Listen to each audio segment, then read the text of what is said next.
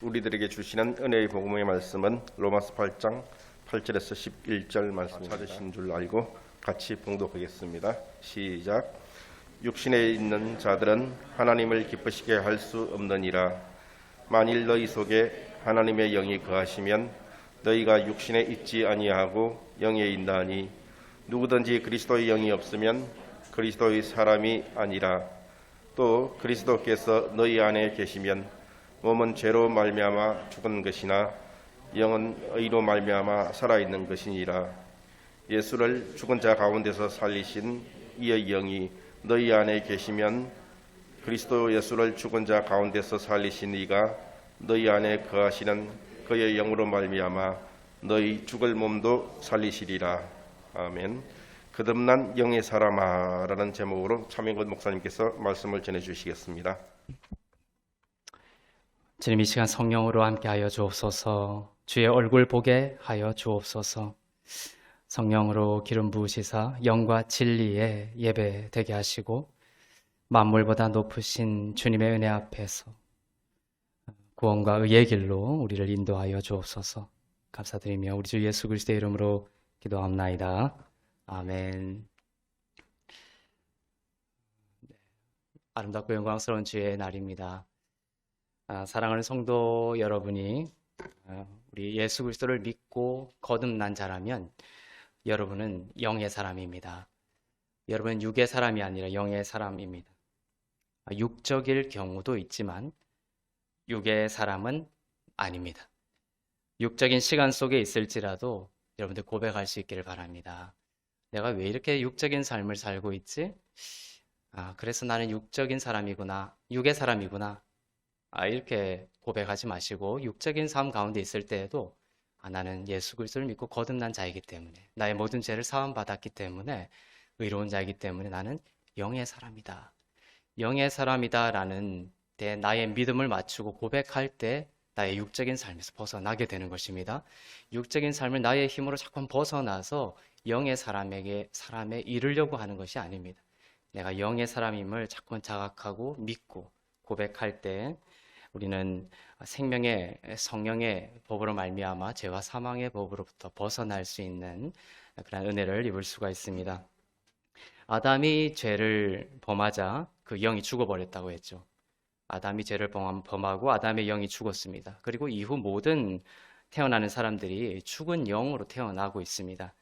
그리고 이 예수 그리스도를 믿을 때에 우리는 예수 그리스도를 믿을 때에 이 죽은 영이 성령을 통해서 새롭게 거듭나는 것입니다. 새로운 피조물이 되는 것입니다. 아담이 죄를 범하고 죽은 영이 됐는데 우리가 성령을 통하여 그 영이 살아난다고 했죠. 근데 그 살아난 영은 창조 때에 그 아담이 너시아맛을 통해서 생겨난 그 영과 다른 영이라고 했습니다. 성령을 통하여 거듭난 자는, 예수를 믿고 거듭난 자는 다른 창조 때의 영과 다른 영을 가지고 태어난다. 지난 시간에 이렇게 나눴습니다. 이것을 잘 말해주는 것이 어거스틴의 글인데요. 어거스틴이 will이라는 의지에 대한 그러한 글에서 이러한 영적인 도식을 잘 나타내었습니다. 4단계로 구분을 했는데요. 첫 번째 단계, 우리가 제일 처음 하나님께서 첫사람 아담을 만드실 때 그 상태, 그 단계부터 마지막 단계까지 4단계로 우리의 영적인 단계를 구분하고 있습니다. 첫 번째 단계는 죄를 지을 수 있는 상태입니다. able to sin. 죄를 지을 수 있는 상태입니다. 첫 번째 단계가 하나님께서 아담을 만드셨을 때 단계입니다. 하나님이 아담을 만드셨을 때는 죄를 지을 수 있는 상태로 만드셨습니다. 하나님은 아담을 죄를 짓지 않는 상태로 만들지 않으셨습니다. 자유의지를 주시고 그 자유의지로 하나님을 선택할 수 있게 만드셨죠. 창조의 그 에덴 동산에 선악과가 생명나무와 함께 있는 이유입니다. 선과 악을 구분하는 주체자가 되고자 하는 마음이 언제든지 아담의 마음에 들어올 수 있는 그러한 상태로 아담은 지어졌습니다. 선악과와 생명나무가 함께 있는 그 에덴의 삶은 하나님께서 우리에게 꿈꾸시는 최고의 상태가 아니었던 것이죠. 그때는 여전히 하나님이 첫사람 아담을 만드셨던 그 에덴에서는 여전히 하나님은 우리 밖에 계셨어요. 여전히 밖에 계셨다. 그리스도는 바로 밖에 계셨고 하나님은 인간의 영혼 밖에 계셨고 우리의 영 안에 계시지는 않으셨다는 것입니다. 그래서 하나님이 우리 인간을 만드실 때에 계획하신 본질적인 모습은 아니었던 것이에요. 이것이 첫 번째 단계입니다. 그런데 두 번째 단계는 뭡니까? 이제 아담이 이 선악과를 먹고 타락을 하게 되죠. 그때 이 두 번째 단계에 이르게 됩니다. 그것은 not able not to sin입니다. 그것은 뭐냐면 죄를 짓지 않을 수 없는 상태가 된 것이에요. not able not to sin. 죄를 짓지 않을 수 없는 단계입니다. 아담이 선악의 주체가 되고자 하며 선악과를 먹었을 때에 하나님보다 높아지려고 했을 때 아담은 하나님과 분리되었습니다. 아담을 둘러싸고 있던 그 영광이 거두어졌어요. 아담은 벗었지만 하나님의 영광이 아담을 이렇게 옷처럼 감싸고 있었거든요. 그것이 벗겨진 것이죠. 아담은 벗었지만 부끄러워하지 않는 자였는데 그것은 영광이 아담을 휘감고 있었기 때문입니다. 그러나 죄를 범하고 영광이 거두어지고 아담은 부끄러워하기 시작했다라고 기록되어 있습니다. 부끄러워하였으므로 내가 숨었다. 이 부끄러움은 정죄를 느끼는 상태가 된 것을 말합니다. 그냥 아담이 우리가 흔히 말하는 그 부끄러운 상태를 말하는 것이 아니라 바로 이제는 자기의 죄와 그 죄로 인한 정죄를 느끼는 상태가 된 것을 아담은 부끄러워하여 숨게 되었다 이렇게 표현하고 있습니다. 이 정죄와 두려움을 느끼는 상태가 된 것이죠. 그 이후로 이 땅에 태어나는 모든 첫사람 아담의 후손들, 이 땅에 태어나는 모든 사람들은 바로 not able not to sin의 상태로 태어납니다. 죄를 짓지 않을 수 없는 상태로 태어나는 것입니다. 바로 그 영이 죽었기 때문에 그렇습니다.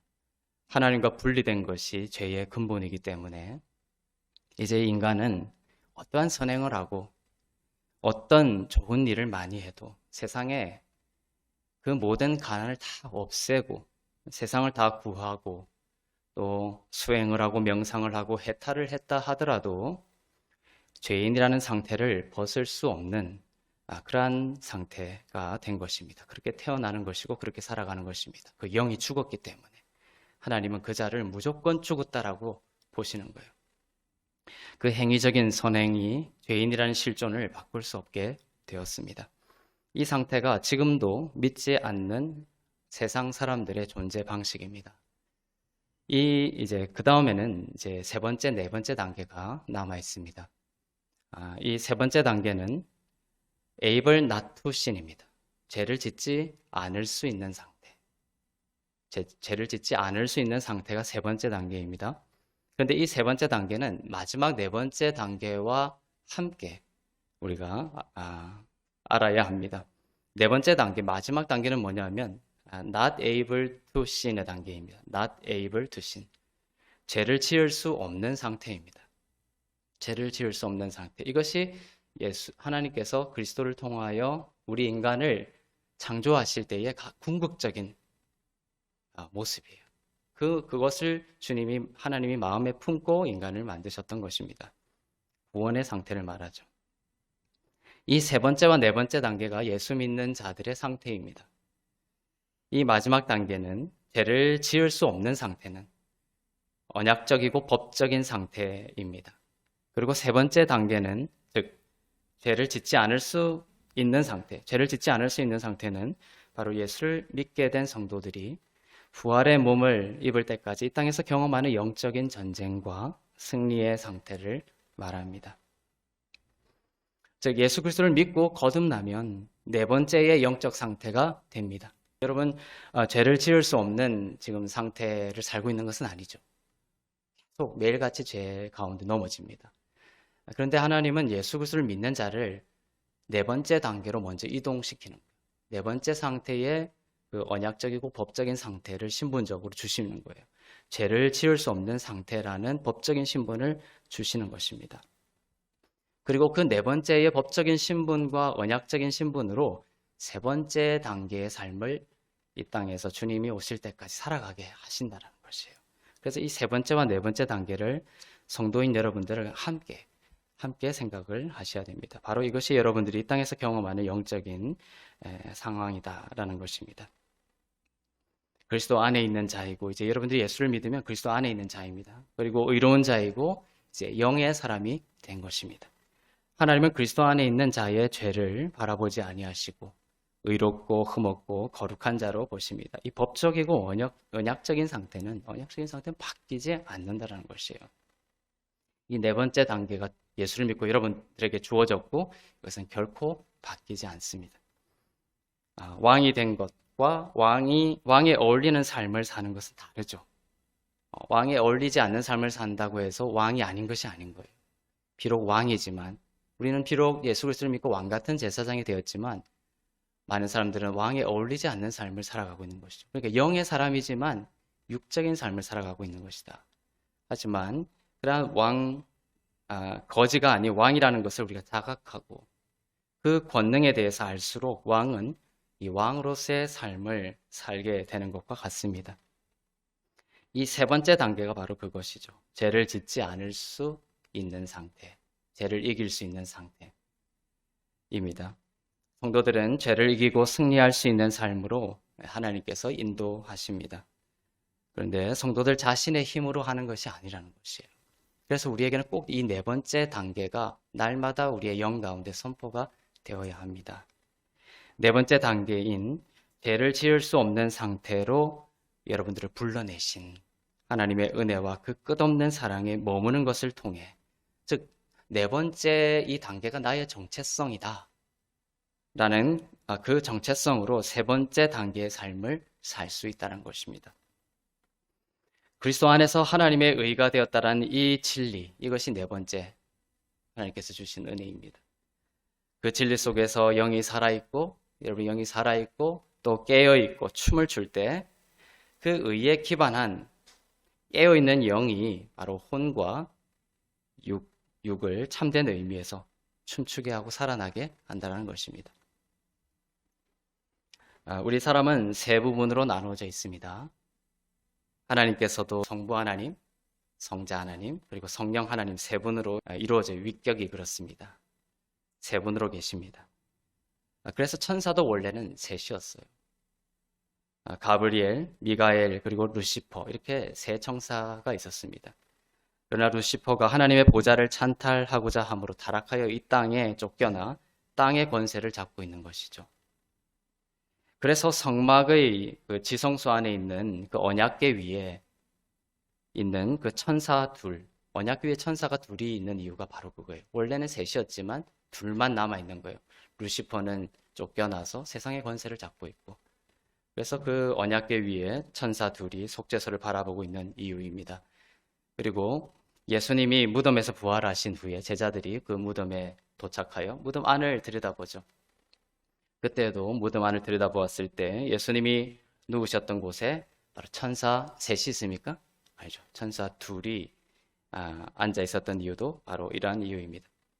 하여간 사람은 세 부분, 즉 영과 혼과 육으로 이루어져 있습니다. 몸은, 육은 크게 오감을 관장합니다. 보고, 듣고, 냄새를 맡고, 맛보고, 느낍니다.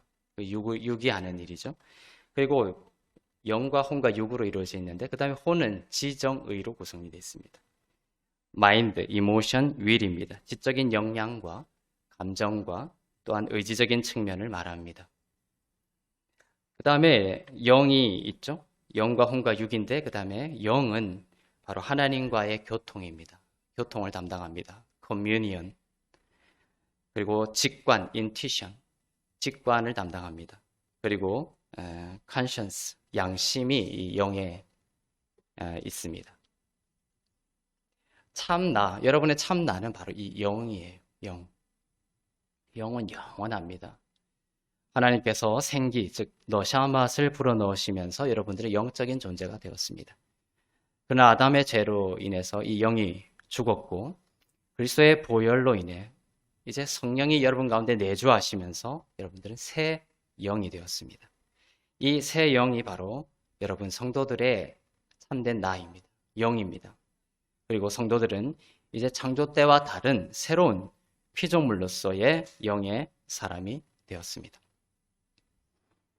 영은 바로 이제 커뮤니언을 했죠. 영이 관장하는 것이 뭐라고 했죠? 커뮤니언, 하나님과의 교통, 그리고 직관, 어떤 지혜, 하나님께서 주신 지혜를 통하여 이성적인, 세상적인 지혜는 부족할지 모르지만 하나님께서 주시는 지혜로 뭔가 하나님이 기뻐하시고 원하시고 선하신 길을 탁 통찰하는 그런 것들도 영이 관장하죠.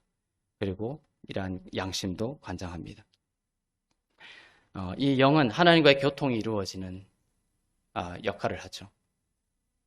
혼과 육으로 세상 사람들은 살아갑니다. 성도들은 영의 사람이기 때문에 하나님과 서로 교통하며 그 영은 끝없이 하나님의 생명을 받으면서 살아납니다. 아담의 죄로 인해 이 영이 죽었다고 했죠. 그런데 완전히 죽은 것은 아닙니다. 세상 사람들은 영이 죽은 상태로 태어난다라고 표현했습니다. 그런데 완전히 죽은 것이 아니라 지옥에서도 영원히 존재하는 등 영적인 측면이 완전히 죽은 것은 아니에요. 그래서 믿지 않는 사람들 안에도 영원을 사모하는 마음을 주셨습니다. 그러나 그 영은 아직 거듭난 영이 아니기 때문에 죽어있는 영이다 이렇게 표현하고 있는 것입니다. 여러분은 영의 사람이기 때문에 이제 영으로 예배하는 자들입니다. 요한복음 4장 23절부터 24절을 보겠습니다. 시작. 아버지께 참되게 예배하는 자들은 영과 진리로 예배할 때가 오나니 곧 이때라. 아버지께서는 자기에게 이렇게 예배하는 자들을 찾으시니라. 하나님은 영이시니 예배하는 자가 영과 진리로 예배할지니라. 이게 무슨 뜻일까요, 이게? 요한복음 4장에 사마리아 여인에게 주님이 하신 말씀이에요. 옛날 번역에는 이것이 뭐라고 번역이 되어 있냐면 예배하는 자가 신령과 진정으로 예배를 해라 이렇게 번역이 되어 있었습니다. 그래서 많은 왜곡이 있었죠. 신령과 진정이다 이렇게 번역이 되어 있어서 예배를 혼과 육의 영역으로 끌어내려 버렸던 것이에요. 그래서 단정한 옷을 입고 돈도 구겨진 돈을 헌금하면 안 되고 이런 식으로 신령한 인간 측의 육과 혼의 예배로 만들어 버렸던 것이에요. 그러나 예수님이 사마리아 여인에게 이렇게 말씀하신 배경, 영과 진리로 예배를 드려야 된다. 하나님은 그러한 예배 드리는 자를 찾고 계신다라고 하신 말씀. 그 전에 사마리아 여인에게 예수님이 말씀하세요. 이제는 이 산도 아니고 예루살렘도 아니고 이제 아버지께 예배할 때가 온다라는 거예요. 이 산은 그리심산을 말하죠. 북이스라엘의 그리심산. 남북으로 나뉘게 되면서 하나님이 정하신 예루살렘에서 예배를 드리지 못하게 되자 북이스라엘은 이 그리심산 이런 곳에 산당을 만들고 거기서 예배를 드렸던 것이죠. 하나님이 이 산도 말고 그리심산도 말고 그 다음에 예루살렘도 말고 바로 아버지께 예배할 때가 이른다. 아버지는 이 예배하는 자들을 바로 찾고 계신다라고 말씀하셨어요. 그리고 영과 진리로 예배할 때가 온다라고 말씀하셨습니다. 영과 진리로 예배하는 것입니다. 이 영은 바로 영의 사람들이 하는 예배를 말합니다. 구약의 사람들은 영과 진리로 드린 예배였을까요? 구약의 사람들은 영이 죽어있는 상태예요. 살아있는 상태. 죽어있죠. 그 사람들이 아무리 하나님을 부르짖고 화려하고 아름답고 그러한 예배를 드린다고 하나님께 드려도 그 예배는 죽어있는 예수 그리스도를 통하여 살아있는 영의 사람들의 예배가 아니기 때문에 바로 죽은 예배입니다. 예수께서 오셔서 이 산도 아니고 예루살렘도 아니고 이제 영과 진리로 아버지께 드리는 예배가 온다라는 말씀은 뭐예요? 이제 신약의 사람들의 예배 때가 온다는 거예요. 예수 그리스도를 통하여 이제 거듭난 영이 살아난 자들의 예배가 오게 될 것이다라는 것이에요. 무슨 말인지 아시겠죠? 영이 죽은 자들의 예배를 하나님은 받지 않으시는 것입니다. 구약의 예배는 하나님 받으신 예배가 아니었습니다. 예배라는 것은 바로 거듭난 자들, 즉 영의 사람들이 아버지께 나아가는 그 예배입니다. 그때가 올 것이다. 여러분들이 지금 영의 예배를 드리고 있는 것입니다. 구약과 달리 예수께서 오셔서 죽은 영을 살리시고 성령께서 그 안에 거하시는, 여러분 안에 거하시는 살아있는 영의 사람들이 예배하는 때가 온다. 그것이 바로 이때다. 하나님은 영으로 예배하는 자들을 찾으시니라. 하나님께서 이렇게 영의 예배를 드리게 하신 것에 대해서 감사드립니다. 그래서 신약에서는 영의 사람, 영이라고 하면 바로 보혈을 통해서 또 성령을 통해서 살아난 영이다, 이렇게 생각하시기를 바랍니다. 의로움을 입은 영입니다. 나는 그리스도 안에서 하나님의 의가 되었다. 그리스도 안에서 거룩한 자가 되었다라는 영입니다. 만약 하나님의 의가 되었다라는 이 영이 아니고, 그죠? 나는 그리스도 안에서 하나님 거듭나서 성령을 통하여 이제 새로운 살아난, 죽었다가 살아난 이 영의 사람들이 드리는 예배가 영으로 드리는 예배입니다. 그것이 아니고 여전히 여러분들이 예배 가운데 나와 있으면서 여전히 그리스도의 이름을 부르짖으면서 예배를 드리면서도 나의 모든 죄가 씻기지 않았어. 나는 여전히 죄인이야. 예수를 믿지만 여전히 죄인이야. 그러한 영으로 드리는 예배라면 그 예배는 아무리 눈물을 흘리고 화려하고 짜릿한 예배일지라도 그것은 영의 예배가 아니라 혼과 육의 예배가 되는 것입니다. 하나님이 찾으시는 예배가 아니라는 것입니다. 그러나 우리의 예배는 죽은 영을 오직 은혜로 살리신 하나님의 은혜에 감사하며 자격 없는 자가 믿음으로 하나님의 의가 되었다라는 영으로 하는 예배이며 그 살아있는 영으로부터 사고 넘치는 기쁨의 눈물이며 희락이며 소망의 혼과 육으로 이어지는 예배입니다. 영과 진리로 드리는 예배라고 했죠. 두 가지가 있습니다. 사실은 같은 말입니다. 이 로마서를 쭉 읽다 보면 두 가지 평행선이 있어요. 근데 이것을 여러분들이 탁 캐치를 해야 됩니다. 영, 진리, 믿음, 의, 거룩함, 그리스도 안에서의 믿음, 이것이 전부 같은 선상에 있는 것입니다. 그래서 영과 진리로 드리는 예배, 이 말은 사실상은 같은 의미예요. 은혜가 진리고 진리가 은혜입니다. 자, 영과 진리라고 했습니다. 지금 영은 우리가 살펴봤죠. 그럼 영과 진리로 예배를 드리라고 했는데 이 진리는 뭐냐? 성경은 말씀하고 있습니다. 바로 은혜가 진리이고 진리가 은혜라는 것입니다. 요한복음 1장 17절을 보겠습니다. 시작. 율법은 모세로 말미암아 주어진 것이요 은혜와 진리는 예수 그리스도로 말미암아 온 것이라. 대조하고 있죠. 율법으로 온 것과 은혜와 진리로 온 것이 대조되고 있습니다. 자, 율법과 진리라는 표현은 성경에 있다 없다? 없습니다. 요한복음 1장 17절에서 율법은 모세로부터 주어진 것이고 디도마이라는 단어를 쓴다고 했습니다. 딱 계약서처럼 딱 던져주는 거예요. 한번 지켜봐라고. 하지만 이것과 대비되어서 은혜와 진리는 예수 그리스도로 말미암아 온 것이다. 진리가 어디에 붙어 있습니까? 율법에 붙어 있습니까? 은혜에 붙어 있습니까? 은혜에 붙어 있다는 것이에요. 은혜와 진리입니다. 은혜와 진리가 주어가 두 개이죠. 둘이지만 그 동사를 3인칭 단수 동사로 갖고 있습니다. 즉 그것은 은혜와 진리가 하나라는 것이에요. 은혜가 진리이고 진리가 은혜입니다. 율법과 진리라는 말은 없습니다. 하지만 많은 사람들의 의식 속엔 율법이 진리라고 생각하죠. 예수 믿고 신앙생활은 율법 잘 지키는 게 신앙의 모든 것이라고 생각하지만 그것은 복음이 아닙니다. 은혜가 진리라는 것이에요. 복자는 이 진리를 이렇게 다른 것으로 해석해서 은혜가 좋긴 하지만 은혜와 진리 이렇게 보니까 이것을 따로 구분합니다. 그래서 은혜 좋다, 은혜 좋은데 진리로 견제해야 된다 이렇게 생각하죠. 이런 설교를 많이 들어보셨을 것입니다. 은혜와 진리 이것을 말씀으로 이야기를 하고 봐라, 은혜도 참 좋지만 이 은혜를 진리로 균형을 맞춰야 된다 이렇게 얘기를 하죠. 하지만 그렇지 않다는 것이에요. 진리로 균형을 맞춰야 된다 이런 식으로 하지만 바로 원문적인 의미는 은혜가 진리고 진리가 은혜라는 것이에요. 또한 성경은 이 의가 진리고 진리가 의임을 밝힙니다. 에베소서 4장 24절을 보겠습니다. 시작. 하나님을 따라 의와 진리의 거룩함으로 지으심을 받은 새 사람을 입어라. 아까는 은혜와 진리라고 했죠. 여기서는 의와 진리라고 돼 있죠. 자, 이것이 다 같은 뜻이란 거예요. 의와 진리와 은혜, 거룩함 이런 것이 다 같은 선상에 있습니다. 새 사람인 여러분은 그리스도 안에서 이제 의로운 의이고 그리스도 안에서 의이고 여러분은 그리스도 안에서 진리이고 거룩한 자입니다. 은혜와 진리라고 하셨는데 여기서의 그 의와 여기서는 의와 진리라고 말하고 있습니다. 이런 말씀을 통해서 우리는 의와 진리로 예배하라는 말의 의미가 무엇인지를 더욱 분명히 알게 됩니다.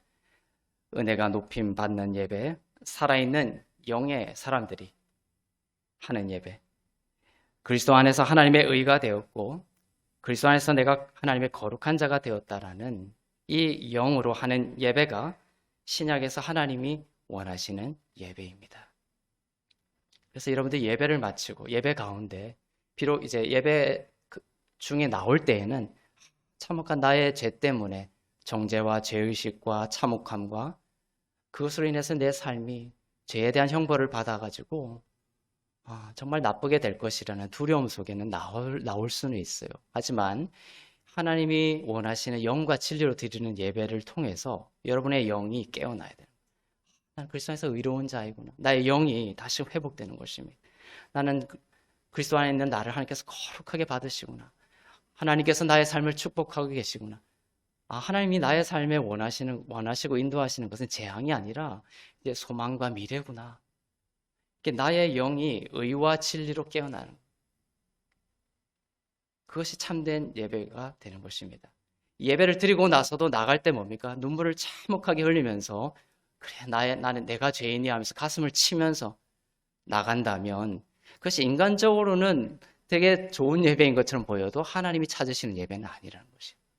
예배를 나가는 순간 여러분의 영이 자유케 되고 기뻐 뛰며 주의 보혈로 성령으로 말미암아 나의 모든 죄가 씻기고 내가 그리스도 안에서 의로운 자가 되었구나. 의로운 자가 됐다는 것은 하나님이 여러분을 그리스도처럼 보신다는 거예요. 하나님이 예수님을 얼마나 아름답고 존귀하게 다루시고 보시는지 아십니까? 그처럼 여러분을 다루시고 보신다는 거예요. 그러한 예배가 회복이 돼야 됩니다. 이 영의 영역에는 또 뭐가 있다고 했습니까? 양심이 있대죠. conscience, 양심이 있습니다. 세상 사람들도 이 양심을 얘기 많이 합니다. 우리는 세상에서 흔히 얘기하는 그 단어 정의법을 성경과 복음에 가지고 오죠. 그래서 성경을 해석하려고 합니다. 그러니까 이게 앞뒤가 안 맞는 거예요. 성경은 아주 신비하고 초월적인 하나님이 말씀하시는 부분입니다. 그래서 세상의 단어 규정과 맞지 않는 부분이 너무 많아요. 세상에서도 양심을 많이 이야기합니다. 길에 휴지를 버리고 간 사람을 보면 흔히 이야기하죠. 정말 양심도 없는 사람이다. 그죠? 저 사람 선한 양심을 가지고 있어. 저 사람은 착한 양심을 가지고 있어. 정말 양심이 있는 사람이기 때문에 저 사람 믿을 수 있어. 이렇게 이야기를 많이 하죠. 그러나 아담을 통해서 영이 죽으면서 일어난 일은 뭐냐면 언제나 죄를 의식하고 정죄받는 양심이 우리 가운데 생겼다는 거예요. 복음을 통해 성경을 통해서 우리가 양심이란 단어가 성경에 나오죠. 성경에서 하나님이 이 양심이란 단어를 끄집어내시면서 다루고자 하는 그 양심은 뭐냐면 영과 관련이 있다는 거예요. 죽은 영 가운데 있는 그 죽은 양심을 말합니다. 영이 그리스도를 통하여 살아나면서 이 양심도 살아나야 되는 것이에요. 그 양심은 뭐냐라는 것이에요. 바로 이 첫사람 아담이 영이 죽으면서 그 양심은 어떤 양심이 된 거예요? 늘 죄를 생각하고 죄의식에 사로잡혀 있고 늘 정죄 가운데 있는 양심을 말합니다. 그러한 양심을 성경은 온전하지 않은 양심, 그 다음에 악한 양심이라고 합니다. 성경은 거듭난 자의 영은 바로 선한 양심을 가진 자이고 그 선한 양심은 정죄에서 해방된 내가 이제 은혜 받아 비록 죄 가운데 있었지만 주의 보혈로 은혜를 받아 이제 그 죄에서 벗어났고 사냥꾼의 올무에서 벗어난 그런 새같이 자유로운 정죄에서 해방된 부활한 그런 자이구나. 그렇게 은혜 받아 치유된 양심을 성경은 선한 양심, 착한 양심이라고 하는 것입니다. 담배 버리지 않는 것이 휴지 버리지 않는 것이 착한 양심이 아닙니다. 성경적으로는. 성경이 말하는 착한 양심, 회복된 양심, 주님이 찾으시는 그 양심이 뭐냐면 죄로부터 보혈로 인해서 내가 벗어나서 이제 더 이상 정죄 없는 양심. 그 양심. 더 이상 죄를 의식하지 않는, 죄책감에 사로잡히고 묶이지 않는 양심을 성경이 말하는 선한 양심이다 라고 말합니다. 그러니까 성경이 말하는 그 양심과 완전히 전혀 다른 차원의 양심을 이야기하고 있습니다. 그래서 이 부분을 영이 관장을 하는 거예요. 영이 살아난다는 것은 이 양심도 살아나는 것입니다. 히브리서 9장 9절, 히브리서의 이 양심에 대해서 아주 분명하게 이야기하고 있어요. 히브리서 9장 9절을 볼까요? 여기에 양심이 등장하는데요. 시작. 이 장막은 현재까지의 비유니 이에 따라 드리는 예물과 제사는 섬기는 자를 그 양심상 온전하게 할 수 없나니. 자, 장막이다. 구약의 장막입니다. 매일같이 소, 염소, 양, 비둘기 계속 이러한 제사를 드렸던 그 장막입니다. 끊임없이 짐승의 제사를 드렸던 그 장막, 구약의 장막, 그것은 비유라고 되어 있습니다. 그리고 이에 따라 드리는 그 제사와 관련해서 드리는 예물과 제사는 그 섬기는 자를 어떻게 한다? 양심상 온전하게 할 수 있다 없다? 할 수 없다라고 되어 있습니다. 그 양심을 온전하게 할 수 없었습니다. 이 장막과 이 예물과 이 제사입니다. 구약과 율법의 성막과 제사와 예물은 무능한 것이었습니다. 우리의 양심을 살릴 수 없는 것이었습니다. 왜냐하면 그 영의 영역인 양심을 온전하게 할 수 없었기 때문입니다. 온전하지 못한 제사였고 늘 제사를 드리고서도 죄를 다시 깨닫게 되고 죄의식과 정죄에 빠지게 만들었던 제사입니다. 황소와 염소의 피는 무능력했습니다. 양심을 온전하지 못하게 했다라는 그 의미. 구약의 제사가 양심을 온전하지 못하게 했다라는 그 의미가 바로 늘 죄를 깨닫는 양심이라는 것을 성경은 말해줍니다. 방금 우리가 9장을 읽었죠. 양심상 온전하게 할 수 없다는 9장 읽었는데 바로 10장, 이어지는 10장의 이야기입니다. 히브리서 10장 1절부터 4절 말씀입니다. 시작. 율법은 장차 올 좋은 일의 그림자일 뿐이요 참 형상이 아니므로 해마다 늘 드리는 같은 제사로는 나오는 자들을 언제나 온전하게 할 수 없느니라. 그렇지 아니하면 섬기는 자들이 단번에 정결하게 되어 다시 죄를 깨닫는 일이 없으리니 어찌 제사 드리는 일을 그치지 아니하였으리요. 그러나 이 제사들에는 해마다 죄를 기억하게 하는 것이 있나니 이는 황소와 염소의 피가 능히 죄를 없이 하지 못함이라. 분명하게 말씀하고 있죠. 단번에 정결하게 되지 않는 제사였기 때문에 이 제사는, 구약의 제사는 다시 뭘 깨닫게 한다고 했어요? 다시 죄를 깨닫게 하는다. 2절에 나와 있죠. 그 제사가 정말 온전한 제사였다면 섬기는 자들이 단번에 정결하게 되어 다시는 죄를 깨닫는 일이 없으리니.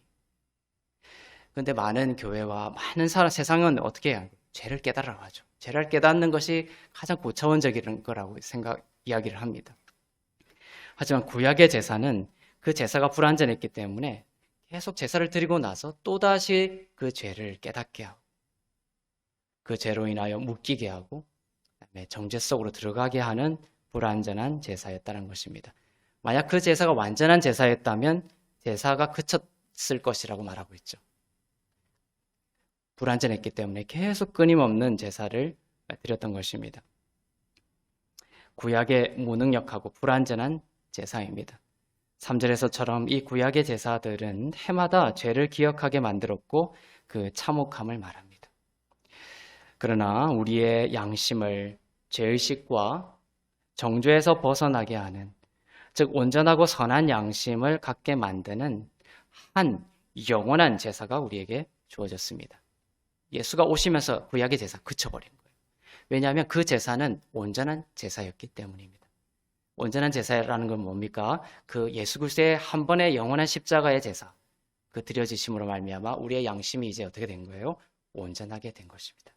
더 이상 그 죄로 인하여 정죄당하지 않는 양심이 되었다. 온전한 양심을 회복시켜 주신 것이에요. 영을 살려주신 것입니다. 히브리서 10장 11절을 보겠습니다. 시작.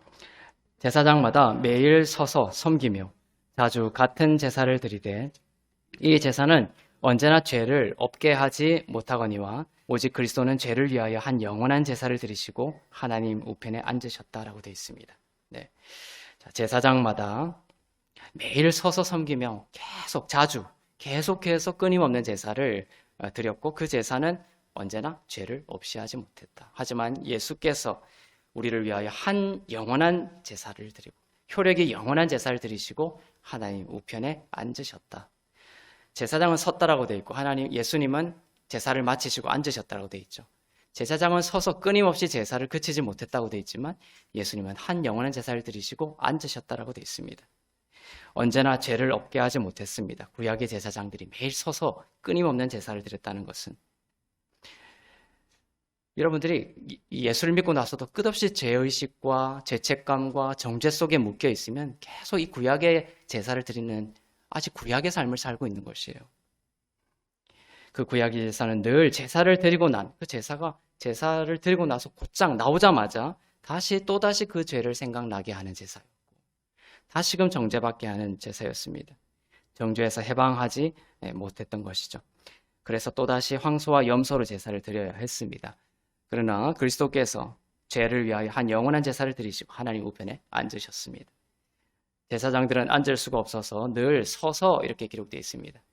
성경이 그냥 우연히 쓴 것이 아닙니다. 성경이 성령의 감동하심을 통하여 서서와 주님이 앉으셨다를 구분해서 단어를 넣어서 쓰신 거예요. 섰다라는 것은 안식이 없는 거예요. 끊임없이 우리의 구약의 제사는 죄의식을 느끼게 하고 정죄함을 받게 했고 우리의 인간의 그 축복이 우리 인간에게 있음을 계속해서 말해주면서 우리가 늘 저주 아래에 있음을 가르쳐줬던 제사였던 것입니다.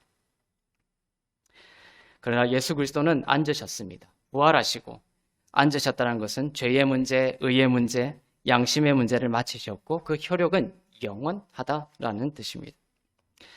우리의 영이 여전히 죄의식 속에 있다면 정죄함 속에 있다면 실질적으로 예수 그리스도께서 온전한 사역을 하지 않으신 것과 같습니다. 여러분은 영의 사람입니다. 한 영원한 제사이신 예수 그리스도를 의지하여 더 이상 하나님께서 그리스도 안에 있는 여러분의 불법을 기억하지 않는다라는 이 진리를 붙들고 그 진리 안에서 여러분들이 선한 양심으로 즉 온전한 양심과 온전한 영으로 예배하고 살아날 수 있기를 바랍니다. 나는 그리스도 안에서 하나님의 의가 되었습니다라는 그 영으로 예배 드릴 때 그것이 영과 진리로 드리는 예배이며 하나님이 찾으시고 기뻐하시는 예배입니다. 이 예배는 우리를 살려요.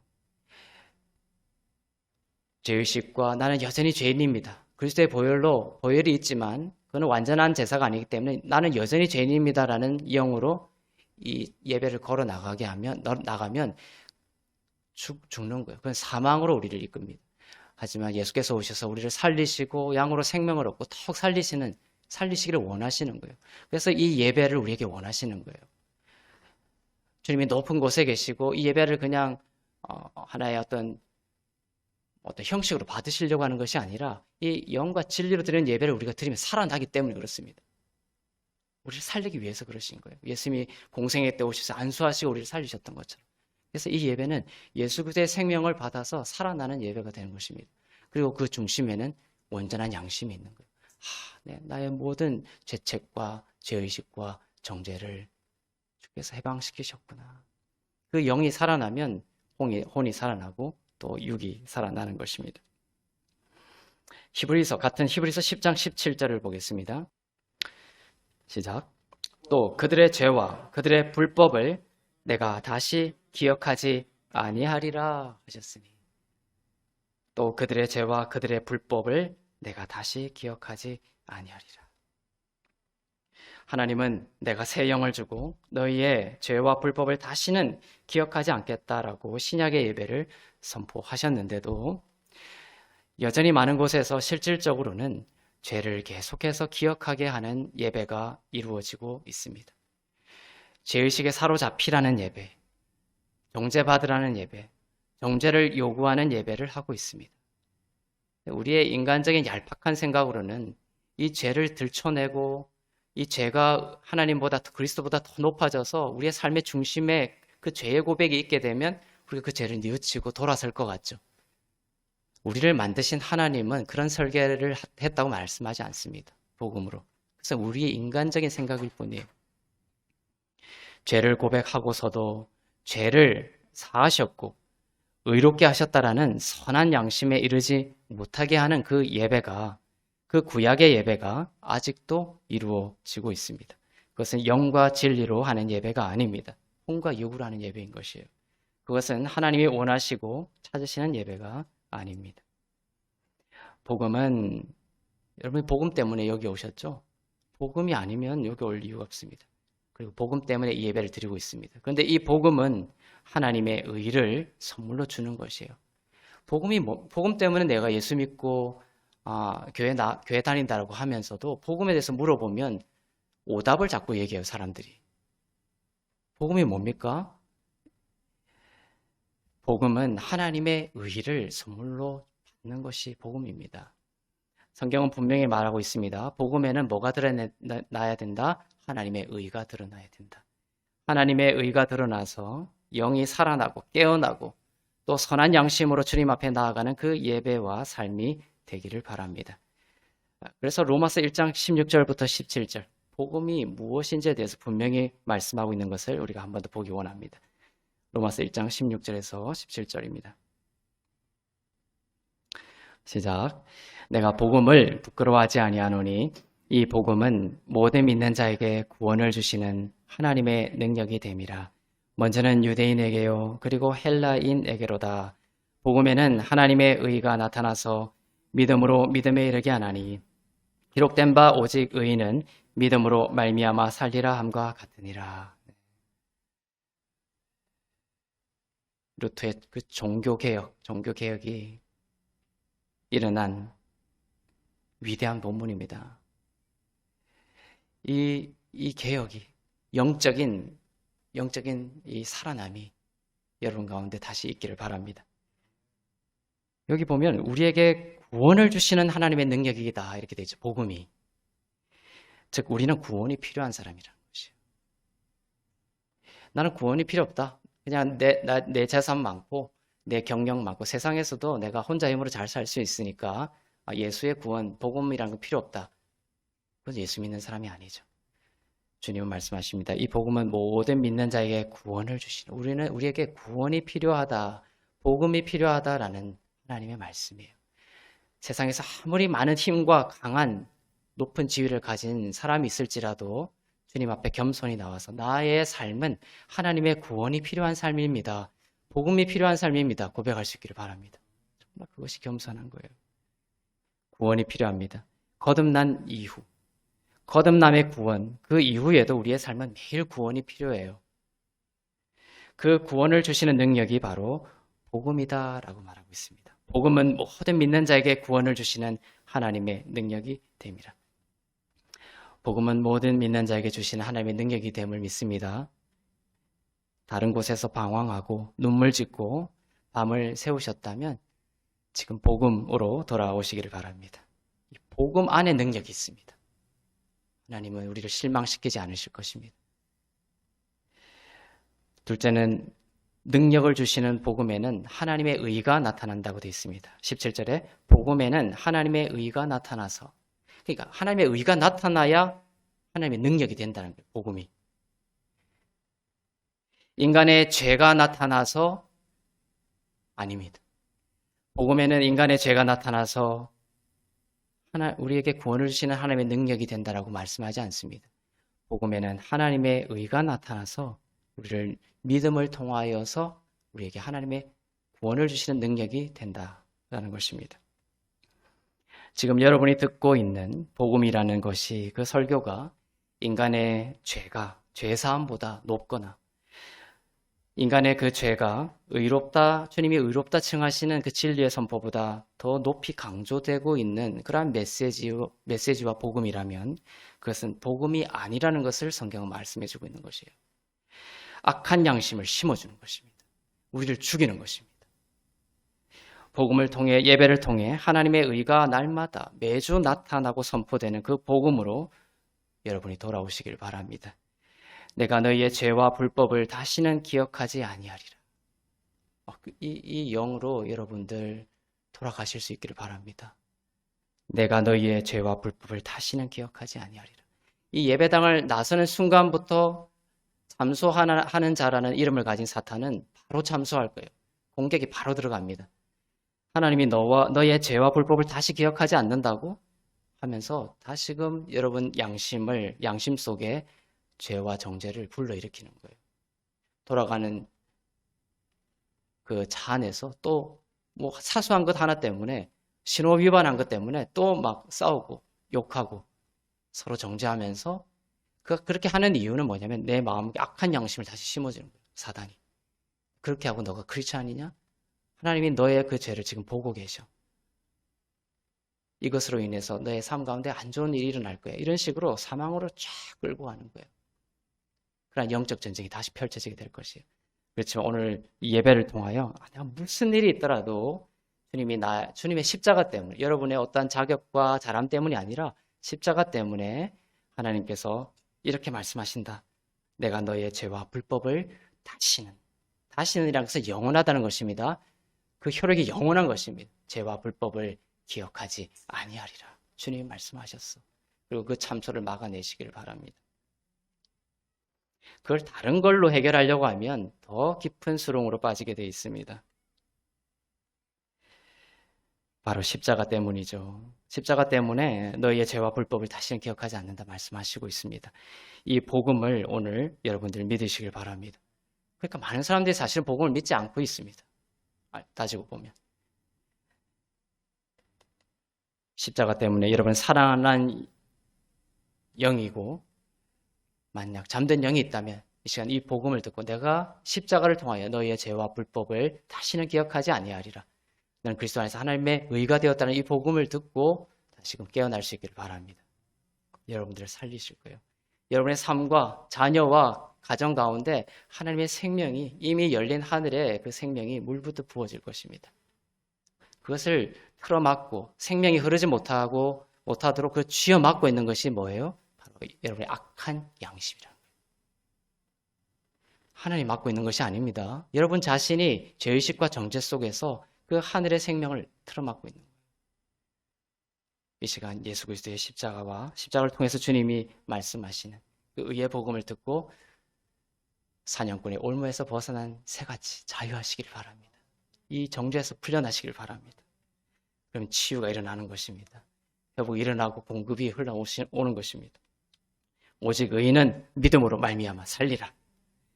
이것은 원문으로 이런 말씀인 거예요. 원문으로 보면 이렇게도 해석이 되는 것입니다. 믿음으로 말미암아 의롭게 된 자는 살아나리라. 믿음으로 말미암아 의롭게 된 자는 살아나리라. 그리스도 안에서 나는 의로운 자입니다. 이 믿음과 고백은 바로 영의 사람의 것입니다.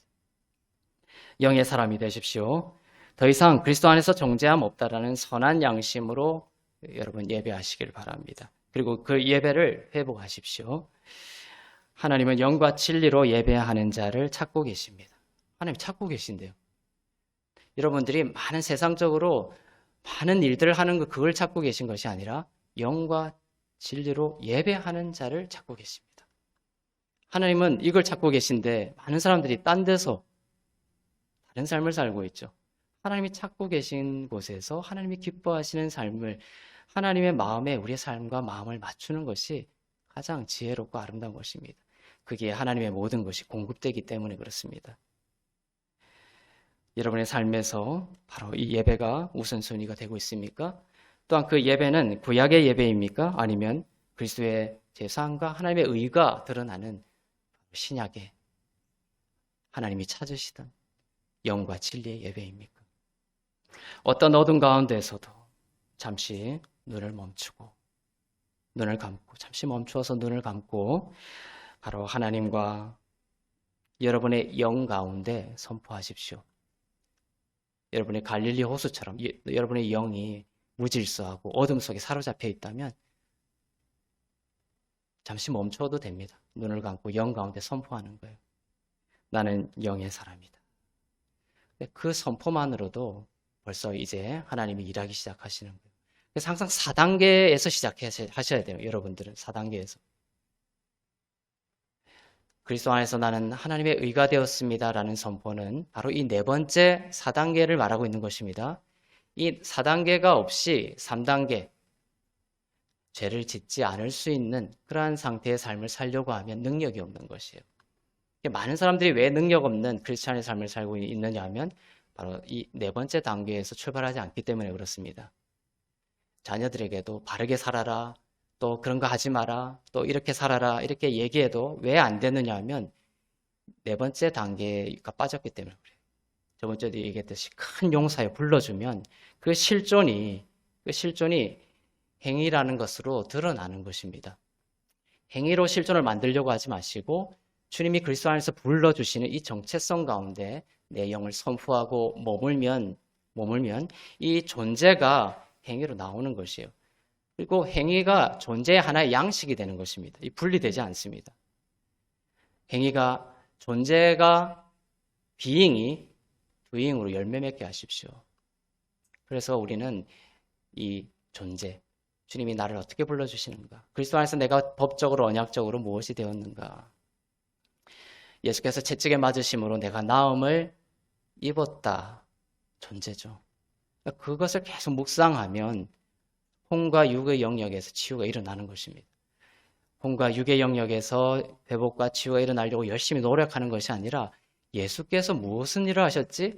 예수님의 십자가가 어떤 의미인지, 그것 때문에 나는 어떤 자가 되었지라는 그 비잉, 존재, 주님이 불러주시는 법적이고 언약적인 가운데로 계속 돌아가는 거예요. 그래서 머물다 보면 내 삶 가운데 하나님께서 참된 생명을 흘려 보내주시는 것입니다. 그래서 마리아도 마르다와 달리 주님의 발 앞에 앉아있기를 즐겨했던 것이에요. 마르다는 두잉으로 인해서 많은 근심과 염려가 생겼지만 마리아는 주님의 발 앞에서 주님이 나를 어떻게 불러주시고 주님이 십자가, 주님 안에서 내가 어떤 존재인지를 계속 받음으로 인하여 결국은 마르다가 하지 못했던 것, 결국 주님의 그 죽음을 준비하는 옥합을 깨트리는 아주 아름다운 일을, 주님이 기뻐하신 그 일을 할 수 있는 지혜가 생겼던 것이에요. 주님이 말씀하셨습니다. 마르다야, 너가 많은 일로 근심하고 두려워하고 있구나. 너에게 필요한 것은 딱 하나다. 마리아는 좋은 쪽을 선택했으니 결코 빼앗기지 아니하리라. 주님이 말씀하셨습니다. 마르다가 왜 많은 근심과 두려움 속에 있느냐? 그 좋은 하나를 선택하지 않았기 때문에 그래요. 주님이 발 앞에 앉는 것, 바로 이 마지막 단계. 주님이 그리스도 안에서 나를 법적으로 언약적으로 어떻게 불러주시는지, 그 안에 머물면서 나의 영이 살아나고 깨어나고 성령 안에서 춤추며 주님께서 십자가로 하신 일 때문에 나의 영이 살아났구나, 의로운 자이구나, 나는 축복받는 주의 자녀구나.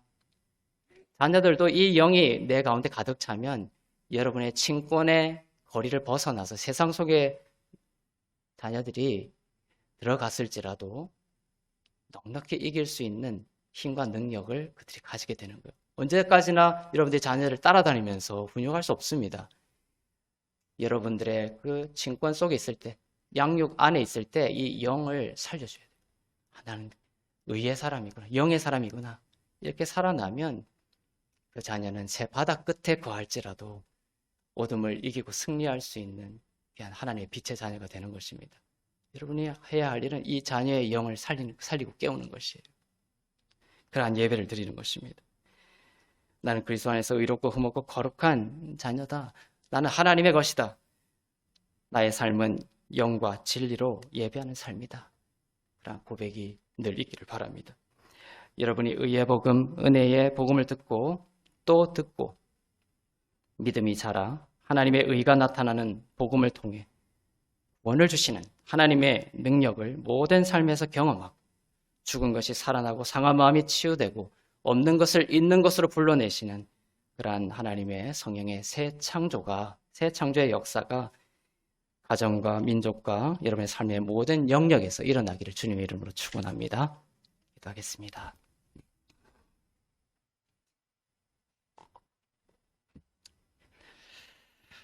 참 귀한 말씀 주님 흘려주시니 감사합니다. 우리 주신 말씀 기억하며 함께 기도하기를 원합니다. 주님, 나는 영의 사람입니다. 주님, 그렇게 고백하기가 너무 부끄러운 나의 삶이지만 나 때문이 아니라 십자가 때문에 그렇게 만드셨으니 먼저 고백합니다. 나는 영의 사람입니다. 나는 주님 안에서 큰 용사입니다. 나는 하나님의 빛의 자녀입니다. 주 안에서 나는 의롭고 흠없고 거룩한 자입니다. 이 선포가 사단의 참소를 막아내고 하나님이 준비하신 하늘의 생명을 나의 삶 가운데, 이 민족 가운데, 이 가정 가운데 흘려보내는 귀한 고백이 됨을 깨닫게 하시니 감사합니다. 하나님, 모든 묶임을 예수 그리스도의 보혈을 의지하여 이 시간 풀어주시옵소서. 나의 양심을 한 영원한 제사이신 예수 안에서 선한 양심이 되게 하여 주시고, 나의 불법과 나의 그 불의를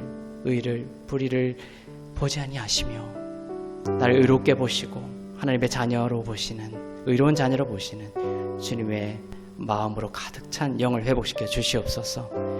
하나님, 복음의 능력이 우리에게 필요합니다. 주님, 선포하여 주시옵소서.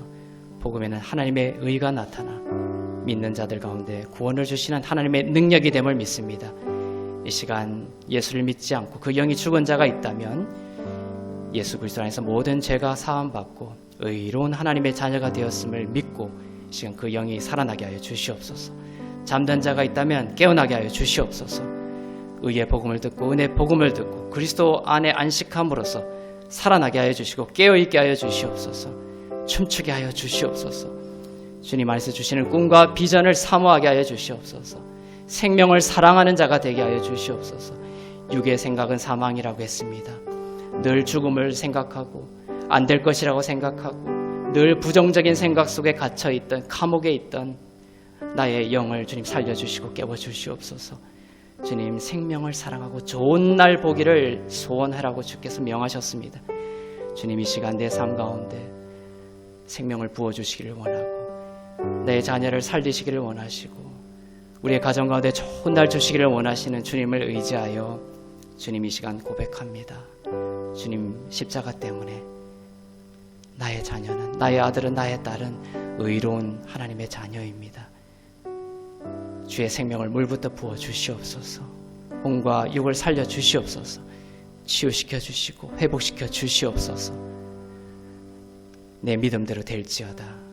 딸아, 내가 낫기를 원하니 가서 건강할지어다. 주님, 선포해 주시니 감사합니다.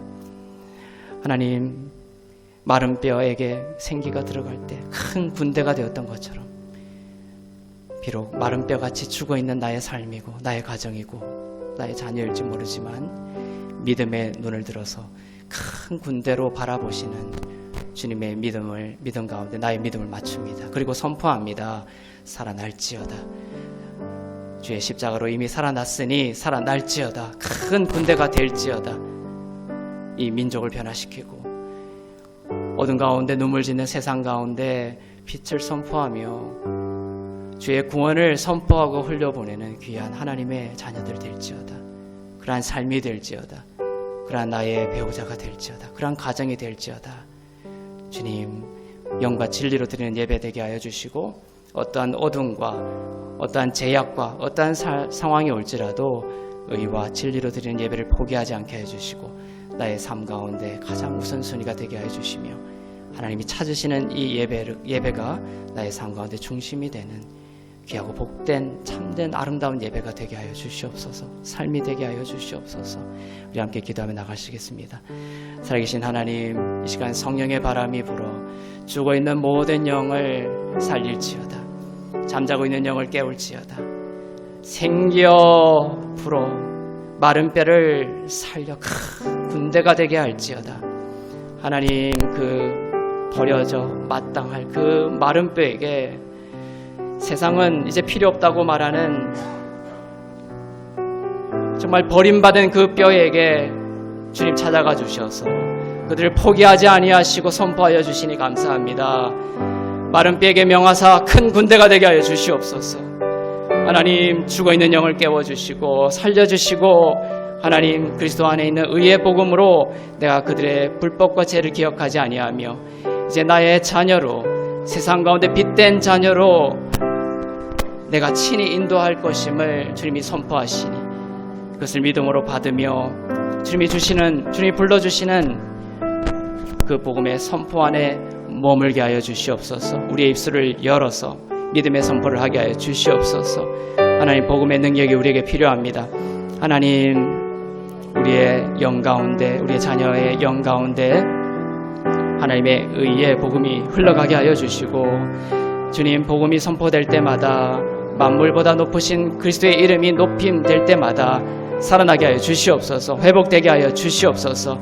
나의 힘으로 살지 않겠습니다. 나의 능력을 내려놓겠습니다. 아무리 내가 다 가진 것 같은 사람일지라도 나에게 필요한 것은 복음이며 하나님의 구원입니다. 하나님, 나에게 구원이 필요합니다. 주님, 나의 힘과 능력을 자랑하지 않고 이 시간 고백합니다. 주님 오셔서 나의 삶을 구원하여 주시고 나의 가정을 구원하여 주시고 나의 자녀를 구원하여 주시옵소서. 만물보다 높으신 주님 앞에 모든 것을 내려놓습니다. 주님, 통치해 주시고 다스려 주시고 지혜를 더하여 주시옵소서. 사랑의 하나님 아버지, 영의 사람 되게 하시니 감사합니다. 그리스도의 보혈로 죄를 지을 수 없는 법적이고 언약적인 성취된 하나님의 자녀 되게 하시니 감사합니다. 그리스도 안에 있는 하나님의 자녀들의 죄와 불법을 용서하시고 그 영원한 한 제사로 인하여 더는 기억하지 않는다고 하시며 의롭다 불러주시는 은혜에 감사드립니다. 복음의 능력이 필요합니다. 세상 다 가진 것 같은 세상에서 뛰어난 사람일지라도 이 시간 겸손히 고백합니다. 나는 복음이 필요한 자이며 주님의 은혜가 필요한 자이며 주님이 그 호흡을 거두시면 나는 지금 이 자리에서 죽을 수밖에 없는 주님의 은혜 가운데 실존하고 있는 하나님의 자녀이오니 내 삶 가운데 주의 구원의 능력이 필요합니다. 복음의 능력이 필요합니다. 주님의 도움이 필요합니다. 주님께 의지하는 인생 되게 하여 주시옵소서. 스스로 서려고 하는 인생 되지 않게 해주시고 주님의 흔들리지 않는 보좌 위에 내 삶과 나의 영광과 육을 세우는 축복의 인생 되게 하여 주시옵소서. 주님, 나의 능력으로 잘 나가는 삶이 복된 삶이 아니라 주님께 의지하는 삶이 그리스도 위에 나의 삶을 의탁하고 연약하더라도 은혜로 살아나는 삶이 가장 복된 삶임을 고백합니다. 주님이 필요합니다. 주님 없이는 나는 아무것도 아닙니다. 하나님의 의가 나타나는 은혜의 복음이 우리의 영 가운데 흘러넘치게 하여 주시옵소서. 계속 고백되게 하여 주시옵소서. 묶임과 결박과 어둠과 사망의 음침한 골짜기에 있는 하나님의 자녀들 찾아가 주셔서 살려 주시옵소서. 그 영을 구원하여 주시고 눈물을 거두게 하여 주시고 주님이 주시는 꿈과 비전 가운데 춤추게 하여 주시며 다시 주를 보게 하여 주시옵소서. 죽은 자가 살아나게 하여 주시고 잠든 자가 깨어나게 하시고 마른 뼈가 살아나 큰 군대를 이룬 것처럼 생명의 성령의 법으로 역사하여 주시옵소서. 영과 진리로 예배하는 때가 오게 하시니 감사합니다. 하나님의 의와 은혜와 믿음과 결코 정죄함 없는 그리스도 안에서의 선한 양심과 그리스도의 아름다움이 주님이 다시 오실 때까지 마르지 않는 하나님의 성령으로 뜨거운 그런 나의 삶, 그런 가정, 그런 우리 교회, 그런 민족이 될 수 있도록 인도하여 주시옵소서. 시험을 앞둔 자녀들 찾아가 주셔서 기름 부어주시고 주님 격려하여 주시고 새 힘과 새 영을 더하여 주셔서 하늘의 문을 여시고 세상이 감당할 수 없는 하나님이 주시는 지혜로 그 시험 잘 감당할 수 있도록 나의 삶의 주인이 주님이심을 고백하며 흔들리지 않도록 평안을 더하여 주시옵소서. 수술을 앞둔 주의 자녀 찾아가 주셔서 말씀으로 안수하여 주시고 그 수술 주께서 친히 집도하여 주시고 주께서 친히 인도하여 주셔서 온전한 회복을 통하여 주님을 찬양하고 주님을 기뻐하며 의와 진리의 예배를 드리는 인생이 될 수 있도록 그 수술과 그 모든 질병 가운데 주님 함께하여 주시고 온전케 하여 주시옵소서. 주의 영광을 나타내 주시옵소서. 이제는 우리 주 예수 그리스도의 은혜와 하나님 아버지의 사랑과 성령님의 위로교통 새롭게 하심의 역사가 영과 진리로 예배하며 넘치는 복음의 능력으로 살아나기를 소망하며 주님을 바라보는 교회 위에 선교사님들 위에 나라와 민족들 위에 이제부터 영원토록 충만하시기를 간절히 축원하옵나이다. 아멘.